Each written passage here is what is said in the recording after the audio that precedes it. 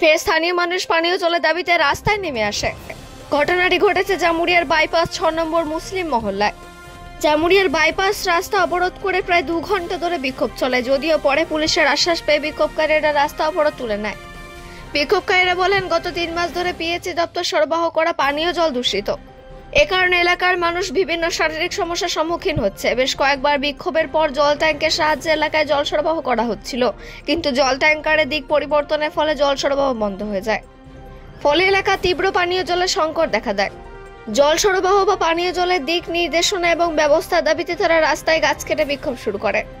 প্রায় 2 ঘন্টা পর জামুরিয়া থানার পুলিশ আসে এবং বিক্ষোভকারীদের সঙ্গে কথা বলে পানীয় জলের ব্যবস্থা করার প্রতিশ্রুতি দেয়। জামুরিয়া থেকে জিত মেসা, রিপোর্ট নিউজে।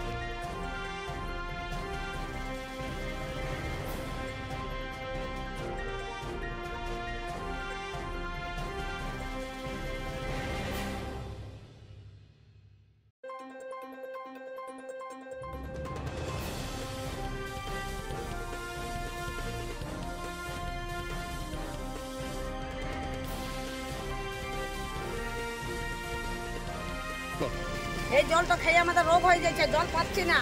তখন কালকে মেয়েটাকে হসপিটাল থেকে নিয়ে এসছে, পেটে ব্যথা, বুকে ব্যথা, জল খেয়ে খেয়ে সব বাচ্চাদের জ্বর, সর্দি, কাশি সব। রাস্তা কেন বন্ধ করেছিল? এই জলের জন্য। এই পাড়াতে আমাদের জল ঢুকে না, সব পাড়াতে টাঙ্কি ঢুকছে, এই পাড়াতে কেন ঢুকবে না? কতদিন থেকে জল খারাপ আছে? আজ কত মাস হয়ে গেল? 3 মাস হয়ে গেল। 3 মাস থেকে জল পাচ্ছ না? না, আমাদের এই পাড়াতে, আমাদের বাউরি পাড়াতে একদম টাঙ্কি ঢুকে না, কোনোদিন ঢুকে না। কি চেয়ারম্যান জানা না যে আমাদের বাউরি পাড়াতে লোক আছে? সব দিকে লোক আছে আমাদের, এইদিকেও এক টাঙ্কি দিই। এখন কি হলো? এখন কথা কি হলো? এই স্যাররা বলছে যখন টাঙ্কি আসছে ফির আপনারা চেয়ারম্যানের কাছে যাবেন, আজকের মতন টাঙ্কি এসে নিয়ে নিতে, ফির চেয়ারম্যান আমরা সবাই যাবো, ফির চেয়ারম্যানকে বলবো, যদি না আসে তখন ফির অমনি করবো। কি নাম আপনার? আপনার নাম?